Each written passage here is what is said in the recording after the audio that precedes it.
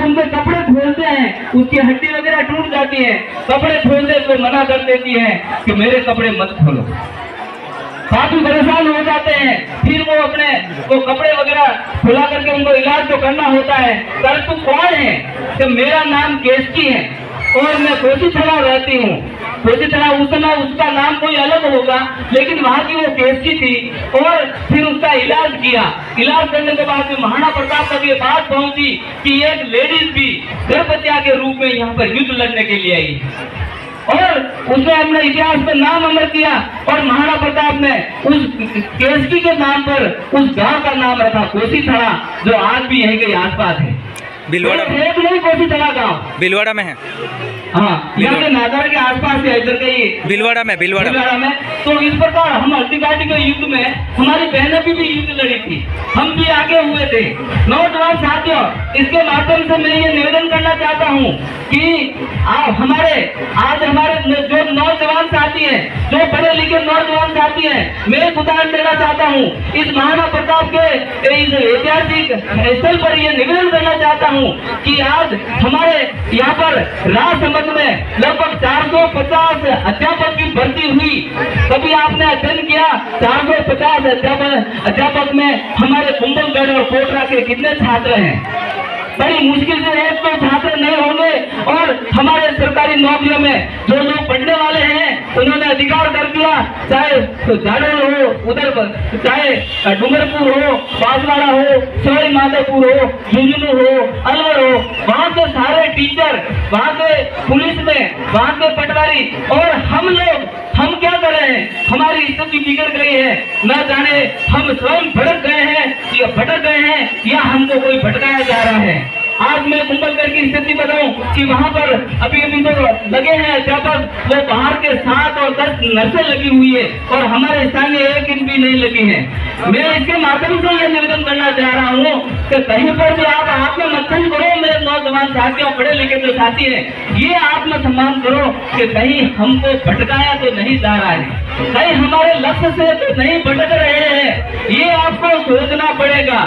मुझे एक बात याद आती है कि हमारे भील समाज में तंत्र मंत्र और तंत्र बहुत चलते हैं और तंत्र मंत्र तंत्र में सुबह सुबह हम झाड़ा डालते हैं, हमारे साधु संत भी झाड़ा डालते हैं और हमारा झाड़ा ऐसा होता है कि उसकी बीमारी खत्म हो जाती है।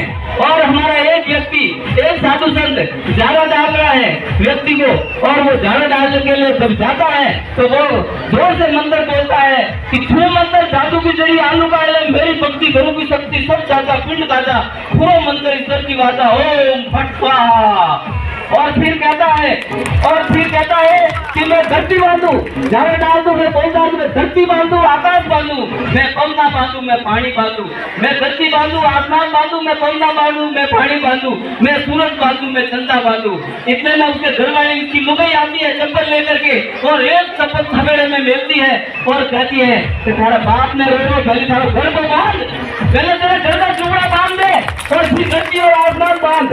तो ये मेरे नौजवान की साथियों, आपसे निवेदन करना चाहता हूँ कि हम या तो भटकाए गए हैं या हम भटक रहे हैं, न जाने शिक्षा को हमने त्याग दिया है, बहुत ही हम आनंद ले रहे हैं, हम दूसरों की सूची बचाने के लिए जा रहे हैं, हमारे घर में ऊँधरे ग्यारस कर रहे हैं, खाने के लिए कुछ भी नहीं है तो भी हम रोते फिर रहे हैं। मेरे नौजवान साथियों, मैं दर्द भरी कहानी आपको सामने कहता हूँ कि आप जरूर अपने हित के लिए काम करें, अपने समाज के लिए काम करें। और ये भी अच्छी बात है, मैं आपकी दाद देना चाहता हूँ कि आप में स्वाभिमान है, आप में स्वाभिमान जगह है, आप में कुछ करने की तमन्ना है, लेकिन प्यारे साथियों, पहले अपना घर का झोंपड़ा साफ करें, पहले हमारे घर साफ करते, पहले हमारी पढ़ाई साफ करते, पहले हम पढ़ करके इतने होशियार बन जाएंगे, प्रशासनिक सेवा में जाएंगे, हम कलेक्टर बनेंगे, हम अध्यापक बनेंगे, हम पटवारी बनेंगे, हम पुलिस वाले बनेंगे, हम IAS अफसर बनेंगे।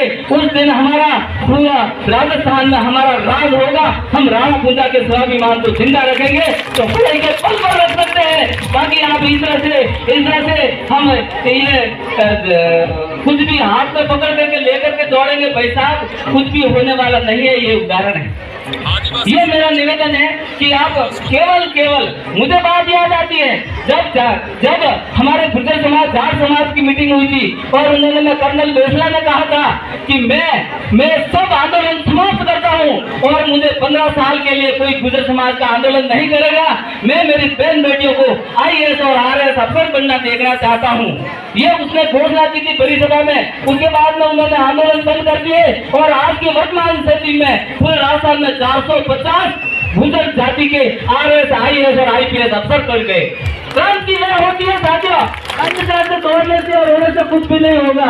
और मैं भी ये निवेदन करना चाहता हूँ कि अगर आपको कुछ करना है, कुछ समाज को जगाना है, कुछ करके दिखाना है, तो प्यारे साथियों आप पढ़ाई पर जुट जाए।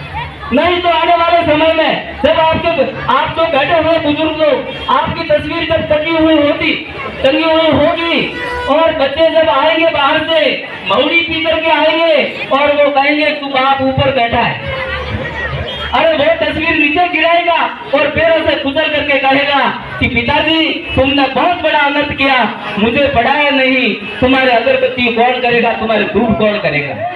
तो नौजवान साथियों मैं ये निवेदन करना चाहता हूँ कि आप पढ़ाई करें और पढ़ाई करके हमारे बुजुर्ग माता पिता की सेवा करें, तभी जाकर के हमारे समाज का भला होगा, समाज का भला होगा। इसी बीच में अंतिम समय में एक शब्द कहना चाहता हूँ, मैं राष्ट्रवादी, राष्ट्र अगर हमारा देश है तो सब कुछ है, देश नहीं तो कुछ नहीं। अरे मैं मंदिर में जाकर के जाप करता हूँ, मैं मंदिर में जाकर के जाप करता हूँ, मैं मस्जिद में जाकर के अलाप करता हूँ। अरे अभिमान से बड़ा स्वाभिमान होता है। अरे आरती के साथ घूमने वाला भगवान से भी बड़ा राष्ट्र होता है, भगवान से भी बड़ा राष्ट्र हो। अरे संगीत से ज्ञान नहीं मिलता, संगीत से ज्ञान नहीं मिलता और मूर्ति पूजने से, मंदिर में जाने से भगवान नहीं